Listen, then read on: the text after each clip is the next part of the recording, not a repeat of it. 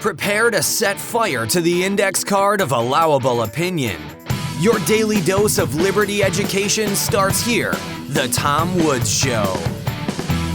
My new book, Diary of a Psychosis, is out. It's the most lively, devastating baseball bat to the throat takedown of what the public health establishment did in 2020 and beyond that you can imagine.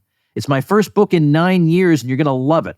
Check it out at diaryofcovid.com. And if you've already bought it, make sure also to visit diaryofcovid.com so you can claim your free bonuses, including my free companion volume, Collateral Damage, a collection of stories from real people who suffered under the restrictions. They weren't allowed to tell their stories at the time, but every one of them told me, "We just want to be heard." Check it all out at diaryofcovid.com. Hey everybody, welcome to the Tom Woods Show, episode 2455. And our guest today has probably heard many times over the course of his career that he needs no introduction. You all know Judge Andrew Napolitano, and he is the host of Judging Freedom, which is a podcast that has absolutely exploded in terms of its reach, its audience. Unbelievable. How many times a week are you putting that out? Well, Tom, it's always a pleasure to be on with you. Your audience should know that we are longtime friends, and I am, after Jenna, your biggest fan. Thank you, Judge. I put up about 15 to 17 shows a week. Oh, okay. That's a lot. Yes, it is a lot. I've been fortunate to have a lot of top-name people that come to me, people that I didn't even know personally before the show started. And as you know, it has morphed into an area that, though I'm learning a lot about, is not my expertise, either academically or professionally. My expertise in those areas is the U.S. Constitution, but I've been the go-to place for a version of and an understanding of the war in Ukraine and the war in Gaza, decidedly at odds with the Biden administration. Decidedly at odds. And you know what's funny is that occasionally on Twitter, you'll see neocons complain that the problem with Biden is he isn't pro-Ukraine enough, or he isn't pushing these wars quite enough. That is not the problem. They're completely misdiagnosing the problem. I noticed you did an episode not too long ago about Julian Assange. And now it was encouraging to me that Vivek Ramaswamy was insisting that Assange, had been treated grotesquely unjustly, and that everything should be dropped and the guy should just be left alone. It's not so clear that Trump feels that way, although Vivek does seem to have his ear to some degree. I don't know how Trump feels. I will tell you that, as you know, it was the Trump administration that indicted him for espionage. However, in my last phone call with him while he was president, he called me to elicit my opinion on some pardons and commutations. And I thought I had talked him into pardoning Snowden and Assange. And then he later spoke with me and said, "You did talk me into it. But Judge, when you and I talk from the White House, and I'm in the White House, there's 15 other people on the call, all sorts of national security people. And about 3 of them changed my mind on both Assange and on Snowden." Incredible. Who's running the country? He may have changed his mind again. I don't know. Yeah. But what people say is they say that Assange endangered American agents and things of this nature. So what's your overall take on that question? Well, Assange didn't endanger anybody. The Bush administration slaughtered innocents, and their soldiers boasted about it. That's what's on those tapes. The Supreme Court has made it crystal clear in the Pentagon Papers cases that the publisher can bear no civil or criminal liability for the public revelation of government information as to which there's a material public interest, irrespective of how the publisher got it. Now, Assange got it from Bradley Manning, was convicted of theft of government secrets and sentenced to 45 years in a military prison. His term was commuted to time served by President Obama shortly before President Obama left office, after Manning had served about 5 years. This is reminiscent of Pentagon Papers, because there the thief who stole the documents is on trial for espionage, and the FBI raids his doctor's office, his psychiatrist's office. The trial judge is so furious about that he throws the charges out. And of course, the Pentagon Papers case absolved the Times and the Washington Post. So the law is very, very clear. I don't know how they survive a motion to dismiss made at the outset, notwithstanding what Assange has gone through in this hellish place, Belmarsh Prison, outside of London. Isn't it interesting that, as in other cases like this, nobody thinks, well, if leaving aside Robert Kennedy Jr., who's not campaigning as a Democrat, nobody thinks, well, if the right Democrat gets in there, maybe we can get a pardon for any of these people. Nobody even thinks that. The only hope is that there's some sliver of the Republican base that might be able to support a candidate who wants to do that. The Democrats have become a completely hopeless cause on stuff like this. Correct. As have the Liberals or Labour in Great Britain. I thought for a moment, if Labour controlled Parliament, they would spring him, but they won't. Great Britain is a vassal state, totally subject to whatever the United States wants. And I don't know what the Democratic Party stands for today. The Democratic president is the biggest warmonger in the country. He's supplying Netanyahu with all the material with which to engage in genocide in Gaza, and at the same time saying, well, there should be a two-state solution. It's absurd to speak out of both sides of his mouth. But there doesn't seem to be, getting back to Assange and Snowden, there doesn't seem to be any political base supporting them, with the exception of libertarians and a few progressives, but no significant people in the government. I'm sure Rand Paul and Thomas Massie are on our side on this, but they're only 2 of 535 members of Congress, and I would imagine 95% of the others are in favor of these ill-advised prosecutions. What's the real reason that they dislike him? For all the highfalutin talk about principles? He embarrassed them. He humiliated them, just like Daniel Ellsberg embarrassed and humiliated the Pentagon and the Johnson administration in the Pentagon Papers. We're talking about Assange now. Assange totally humiliated the Bush administration, and there's that, we better protect the Bush administration because we need the fill-in-the-blank administration to protect us if we're embarrassed after we're out of office. And the same with Snowden. Snowden totally humiliated the intelligence community in the United States because it revealed rampant illegal wiretapping. Nobody suffered for it. Nobody was prosecuted. As far as I know, nobody lost their jobs. The only other person prosecuted was this woman, Reality Winner, who's another whistleblower who revealed secret documents and secret spying.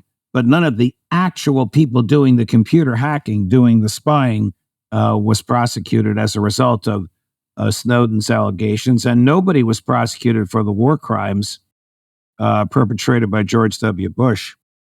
I don't know, maybe he thinks he can pardon people for war crimes, but in the International Criminal Court, of which the United States is not a party, there's no statute of limitations on war crimes. I don't think Bush can go to Europe, George W., where the other Bushes passed on. I don't think President Bush can go to Europe. I believe there's still a European-wide arrest warrant out for him. I somehow wasn't aware of that. So I believe a Spanish magistrate, name escaping me, but very well known in Europe, issued the arrest warrant, and it's still there. It's still out there. It would be fun to watch that executed, we'll say. Yes. All right. Yes. So I wanted to make this more of a potpourri episode than just on Assange. Although I did have his Gabriel Shipton on, who's his brother, talking about a documentary film they made about him that's very effective and that gives a little bit of a glimpse into what his life has been like with his wife and his family. But I want to ask you about for just a few minutes anyway, Tucker Carlson, because of course we all remember when he left Fox News, and at that time it was very unclear what the circumstances were. And now he's got this platform on what I still stubbornly call Twitter, and he recently, we all know about the recent Putin interview. What are your general impressions of him, and what do you think about what he's done since leaving Fox? I thought the interview with President Putin was terrific. I thought it was an act of courage, and it was sort of thumbing his nose at the mainstream media. I'm not surprised they blasted him over it. I think they were all jealous, just like they're jealous of Sy Hersh exposing the true source of the bombing and destruction of the Nord Stream pipeline. They're jealous that none of them got the interview with President Putin. The questions I thought could have been a little bit more aggressive, but to sit there for 2 hours with the president of Russia and elicit the answers that he did, I thought it was absolutely fabulous. It showed an intellect on the part of Putin that I think amazed the Western world, because all we know is Biden says he's a killer and the neocons want to use Ukraine as a battering ram to drive him out of office. Here was a very intelligent, very restrained, very articulate man, and my hat is off to Tucker. Look, he and I have had our difficulties at Fox, but that was then, and this is now. He did a magnificent public service. He deserves all the kudos he can get. Now, he didn't get just kudos. You probably saw that ludicrous tape of Hillary Clinton calling him a useful idiot. And the only thing that the mainstream media praised him for was listing more or less a commitment to spring Evan Gershkovich, the Wall Street Journal reporter from New Jersey, who's been arrested for spying.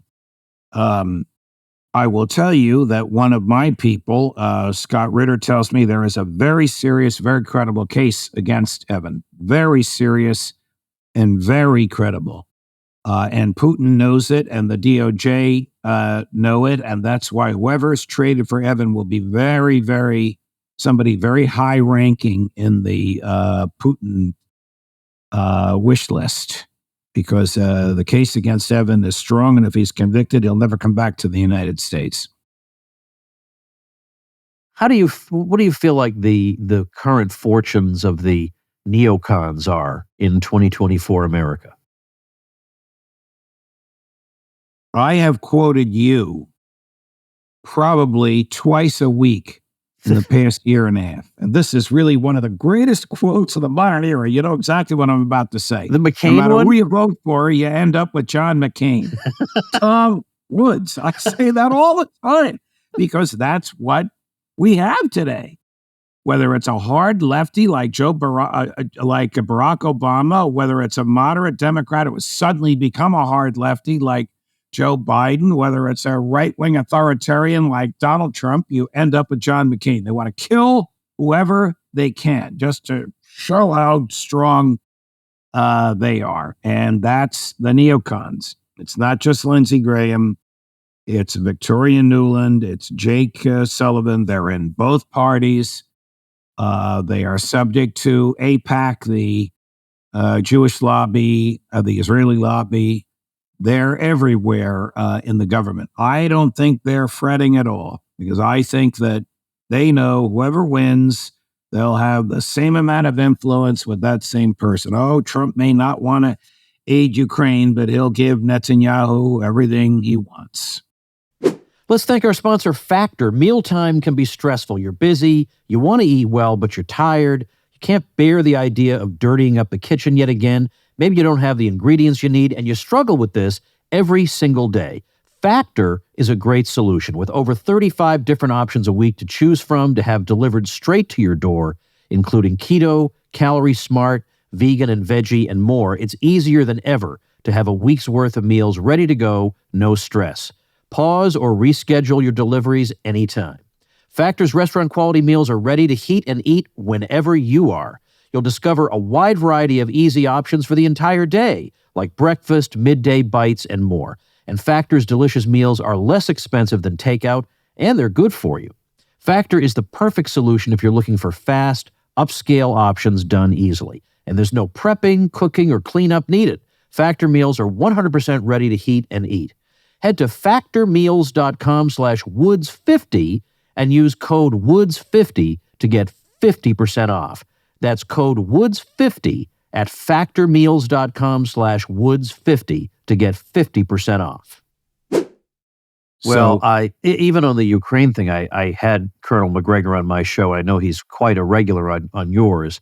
And I asked him if he had seen a video, I don't know, from a couple of weeks ago. Trump was in Nevada ahead of their caucuses, and he said he was emphasizing that the Europeans just aren't contributing enough, and they've got to contribute on a level that's comparable to what the U.S. is contributing. And I just thought that was such an odd thing to say, that of all things to be upset about with regard to the U.S. policy toward Ukraine, inequality of contribution as compared to European countries would be down about number 517 on my list of things. So it didn't even sound like somebody who just wanted to pull the plug on it or anything like that. Well, Trump needs somebody like McGregor around him to guide and advise him. Although I love Colonel McGregor, he is so intellectually honest, he would soon become deeply frustrated with Trump, like every good person who's been around him. After a while, you just can't take it. Well, that's the thing. I mean, I remember back in 2016, I was thinking David Stockman for Treasury Secretary. And I mean, Stockman would feel like he's got to resign in the first 5 minutes. It would just not work. Right. Yeah. You know, it's funny. I had, one time when I had him on, he told me that in 1980, Reagan had called him and asked him if he'd like to be the Secretary of the Department of Energy. And he said that he told Reagan, well, actually, I'd really like to be OMB director.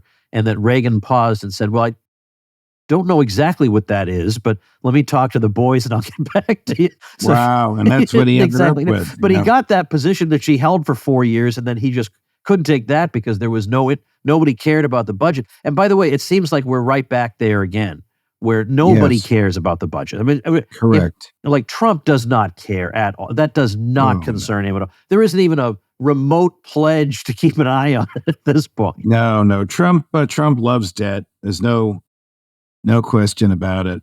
I got a kick out of the comments about NATO countries where Trump said you got to pay your bills. You know anybody more notorious for not paying their bills? I mean, the reason he lost that case in New York is because one of the best trial lawyers in the city quit 2 days before the trial was going to start because Trump hadn't paid his bills from the previous case. Well, I want to ask you about how much you've been following, what was your as you say, your area of expertise. There are several justices on the Supreme Court who have not been on there that long, who are appointed by Trump. And I wonder if in following the various decisions, if you've been particularly impressed with any of them or particularly disappointed in any of them, or what your thoughts are. Oh, I love Neil Gorsuch. I think he's the closest thing to a libertarian that there is on the court right now, with respect to both original intent and the concept of natural rights. I think he's absolutely terrific. One of my favorite Neil Gorsuch dissents is one that he wrote with Ruth Bader Ginsburg. And it had to do with a guy who was tried twice for the same crime, once by the feds and once by the state of Alabama. And Sam Alito, who never met a government lawyer he didn't agree with, I say that as he's my boyhood friend. I introduced him to his wife. We were at Army ROTC together. We were classmates at Princeton. I still see him socially, so Sam knows sometimes I criticize him. But Sam wrote an opinion saying, the double jeopardy prohibition is not against repeated prosecutions. It's only against prosecutions for the same offense. And the state offense was different than the federal offense, even though the very act, felon in possession of a weapon, was the same. And Gorsuch and Ginsburg, so you have a progressive lefty and a libertarian righty agreeing on the plain meaning of the Constitution. I thought it was simply, even though they lost 7-2, I thought it was simply marvelous. So I am a big fan of his. I am not a fan of the other two appointees. I think they're sort of middle of the road, John Roberts, Republican types. What did you think? I was interviewed by Trump, as you know, twice for the court. But at the end of my first interview, he said to me, well, if I had to give it to you or Gorsuch, who should I give it to? I said, you'll have a lot easier time getting, he was then Judge Gorsuch confirmed that you were getting. Oh, he hasn't said the things you said. And Trump goes, well, listen, everything I learned about the Constitution, I learned from you on Fox and Friends. I said, look, I've said a lot of crazy things on Fox and Friends in order to entertain the audience. You're not going to have that issue with Neil Gorsuch. Yeah. No, I hear you. So, all right, that was kind of my impression, because I've read some of what Gorsuch has written. What was the case about that guy who he had to bake the cake because he had to? It was the whole controversy about should he be required to bake a cake for a homosexual couple kind of thing. Correct. And then the decision, I don't know if you read, I read the whole thing. The decision came down to all kinds of minutia about the meaning of cakes and, what and the cultural significance of cakes. And they don't want to confront that issue. You and I have an answer to that. And that is that the Civil Rights Act of 64, insofar as it purports to regulate private behavior and private property, is profoundly unconstitutional. Yeah. So if you start there, first of all, you won't get confirmed. But if Correct. You start there, then the answer to the question is obvious. And you do get the sense that Clarence Thomas wanted to make the case about more fundamental questions than, whether cakes mean this or cakes mean that. But one way or another, they somehow came out with more or less the right answer. But, could have, I like Gorsuch myself, but he's no Scalia, in my opinion. He's in the ballpark, but he's not quite the same guy. Well, Scalia was a sui generis if ever anybody was. Was one of the great gifts of my life was to be his good, close confidant and friend the last 10 years of his life. I loved him, even when we disagreed, which was usually over Fourth Amendment issues. I loved my time with him. I'll tell you a funny Scalia story that you will appreciate. He calls me up at Fox one day. It was a Wednesday, and he said, what are you doing tomorrow?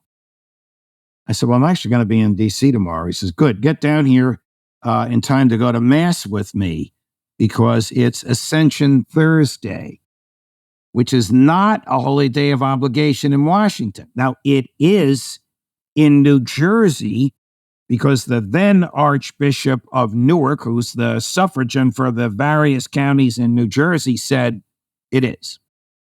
So they transfer it, just for anybody listening who doesn't understand, sometimes a bishop will transfer it to the following Sunday. Correct. Yeah. So I went with him to Mass. The priest was African-American, and he had African-American garb on. There were 3 people at Mass, Justice Scalia, me, and his clerk. And he said, we're going to protest the fact that nobody goes on Holy Thursday. That's Justice Scalia. I remember at a dinner party with him once where he says to me, I'm going to propose a toast to Pius XII, but not everybody here is going to appreciate it. I said, okay, so propose it to Pio XII instead of saying Pius XII. Everybody will think this is some great historic figure that we're all supposed to know and love. What do you want me to say? I'll say, the greatest pope ever to reign over us. So he stands up and does this thing to Pio XII, the greatest pope ever to reign over us, and the crowd roars. And I say to this lady next to me, do you know what I was about? She goes, well, no, but I roared because everybody else was, and I saw how enthusiastic you were about it. I don't know who this guy is, Pio XII. That's Scalia. That is great. That is great. Well, I have not quite as good a story, but I will say, now that we're exchanging stories, that at one time I delivered and now I can't remember the name of the address that I delivered. It has this particular name. I have the framed thing they gave me hanging up in my office somewhere. But I was at Benedictine College in Kansas, and the Archbishop of Kansas City in Kansas had come to like me quite a bit because of a number of my books. And in fact, we had a dinner. I actually invited myself to dinner one night. I thought, what's the harm? I'll bring my wife and we'll go to dinner with the Archbishop of Kansas City in Kansas. And I drank a little too much at this dinner, Judge. I drank a little too much. And so I became quite aggressive with him, saying, look, there are all kinds of liturgical abuses in this archdiocese that we got to crack down on, and your music program's a disaster. But the thing is, he stayed my friend because he's surrounded by yes men. And I was an honest dissenter who he knew, I had, my heart was in the right place. But anyway, so he invited me. So I spoke. I gave the whatever centenary, whatever the address was, and they were eating up 3/4 of it. I got 3/4 of the way. They loved everything I said about the church and Western civilization. But then in the last quarter of it, I said, but if we really do care about the church's tradition, we have to care about the way that tradition is expressed in how we worship. And so then I went into a thing about how there are students at this college who for years have been asking for nothing more than the simple return of the old traditional Latin Mass. And again, if we care about Western civilization, we should care about that, which inspired so much of the great music and art and whatever. The Archbishop was on the dais with me. The speech had not been vetted, Judge. So when a couple of months later, I was invited to address all the Catholic school teachers of the entire archdiocese, the secretary told me, the Archbishop has requested that you refrain from discussing liturgical matters and stay focused on the issue at hand. Wow. I'll tell you another Scalia story. Notre Dame University, of which I'm an alumnus, offered him the Laetare Medal, which is their highest award, and it's accompanied by an honorary PhD in philosophy. And he said, open up your email. All right, what is it? He sent something from his personal email. A letter just ripping Notre Dame from pillar to post. It's Catholic in name only, going back to the Land O'Lakes statement with Father Hesburgh. He just went through chapter and verse of every modernistic Catholic excess that Notre Dame's going to do. What do you think? I said, well, why don't you just decline it and tell them you're not available? Oh, no, I'm going to send this letter. He sends the letter. The letter gets made known. What do you think Notre Dame does? They gave the Laetare Medal to Joe Biden. And was Nino furious. I said, well, you brought it on yourself. What do you expect them to do? Hey, everybody, quick word from Woods here. It's my goal to have the best supporters program out there, better than anything on Patreon or anywhere else.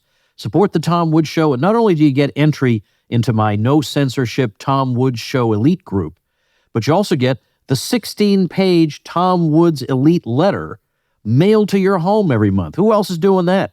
This is all new material, completely different from the emails I send, and it is red hot. My supporters also get invites to my murder mystery dinner parties that I've been holding around the country. I'll be adding more cities soon to woodsmystery.com. I hold these in penthouse suites at luxury hotels with a beautiful catered dinner. It's a ton of fun.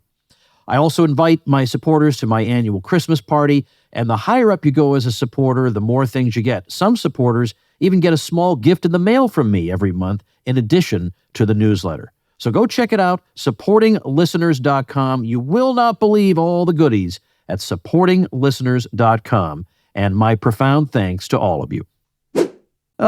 Geez. I miss sitting around telling stories. I have one of my cherished photos is from 2009.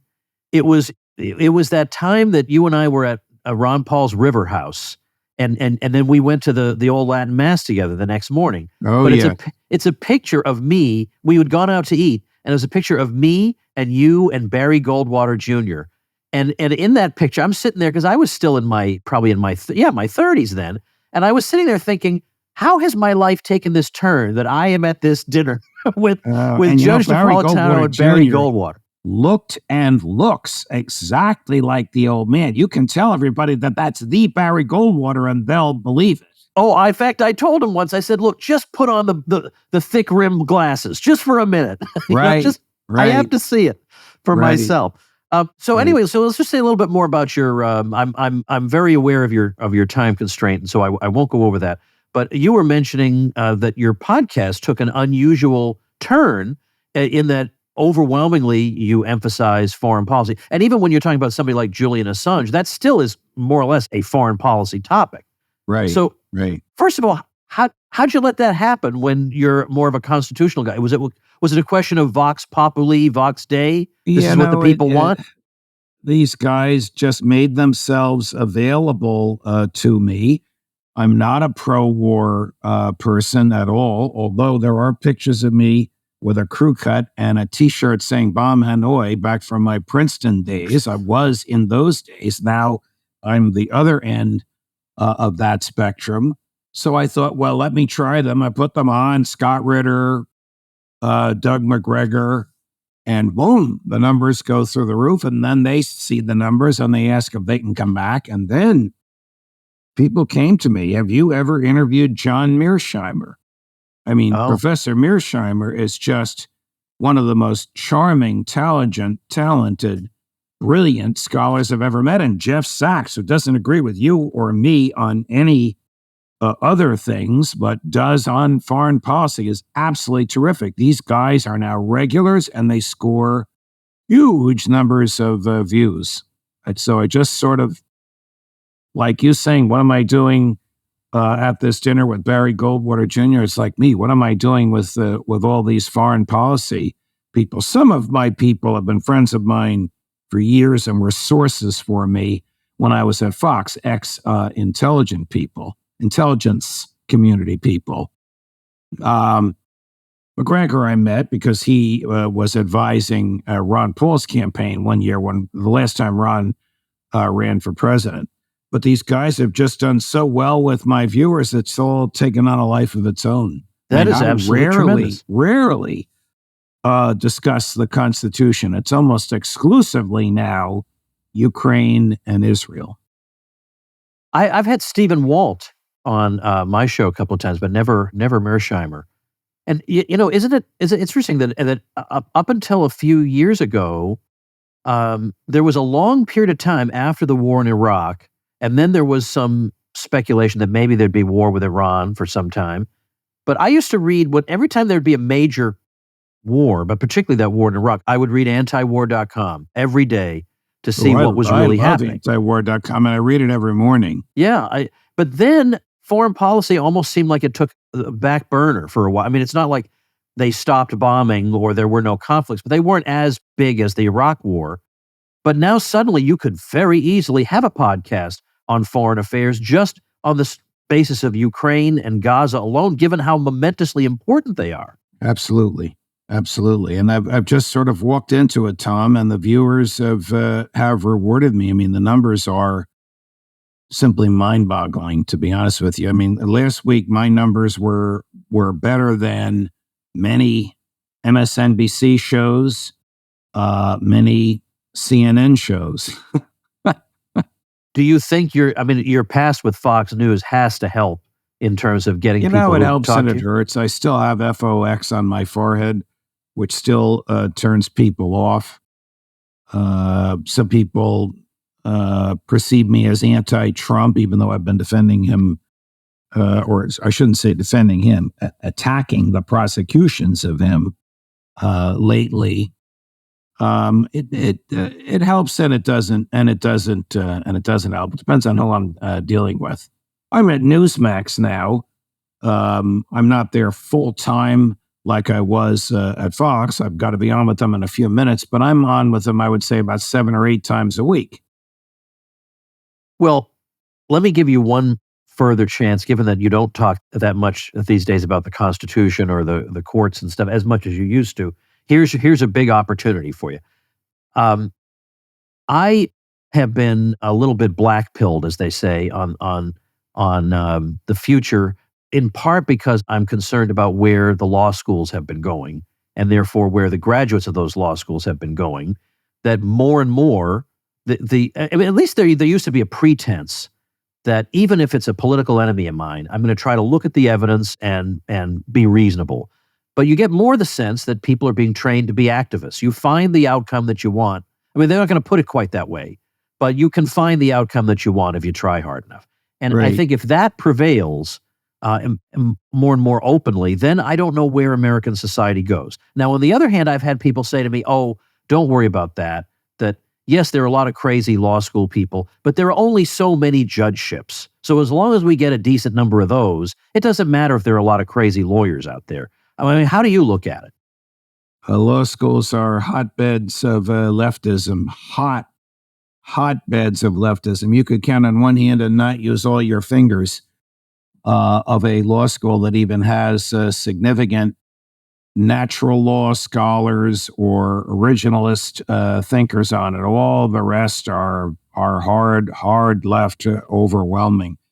I've been a member of the faculty of Delaware Law School, of Seton Hall Law School, and of Brooklyn Law School, and I was just an odd duck in every place that I went to. I'll tell you, my most recent book is called An Introduction to Natural Law Constitutionalism in America. Freedom's Anchor, An Introduction to Natural Law Constitutionalism in America. And none of my former colleagues are interested in it. We scrutinized every Supreme Court opinion that expressly accepted or expressly rejected, impliedly accepted, impliedly rejected the concept of natural law and natural rights. One professor at Rutgers uses it in his philosophy course, but nobody's really interested in that in law schools today. They're just interested in result orientation. However, somebody in the Vatican, yes, Francis's Vatican, got their hands on the book. And next month, I am a speaker at the Pontifical University in the Vatican at a 2-day conference on the 750th anniversary of the death of St. Thomas Aquinas. Holy moly, Judge. Yeah. Yeah. It blew me away, to be honest with you. And when they called me, I said, yes. Now, have the same view of Francis that you do. I don't think he even is involved with this in any way. Cardinal Parolin is going to be there. Cardinal Urdu, who's another papabile, is going to be there, not Cardinal Burke. Who is not papabile. Well, that's for sure. It's leading Catholic academic scholars in the world, plus me. And mine is on the reduction of American jurisprudence from natural law to positivism. It's an easy story for you and me to tell. It's painful, but that's what happened.